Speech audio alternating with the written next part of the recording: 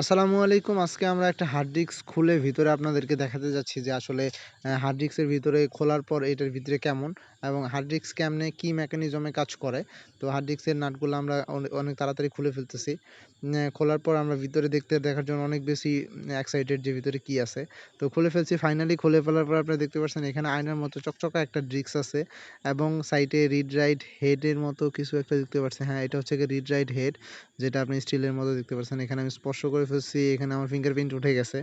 এত নিখুঁত আর এত ফ্রেশ জিনিস, যেখানে হাত রাখা মাত্রই হাতের ফিঙ্গারপ্রিন্টটা একদম স্পষ্ট বোঝা যাচ্ছে। এটা দেখেন যে এইভাবে ঘুরে, এখানে পাওয়ার পাওয়া মাত্র এটা একটা মোটর, ব্রাশলেস মোটর, অনেক স্পিডে ঘুরে এবং এই সাইডে রিড রাইট হেডটা ওটাকে আপনারা যেদিকে আপনি নিতে চাইবেন ওইদিকে যাবে।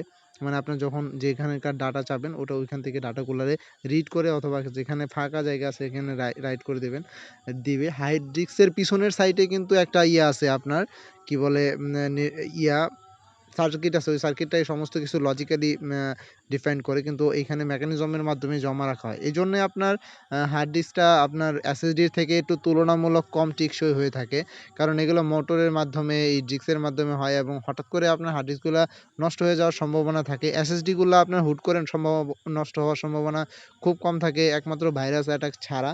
আর এগুলা আপনার মেকানিজম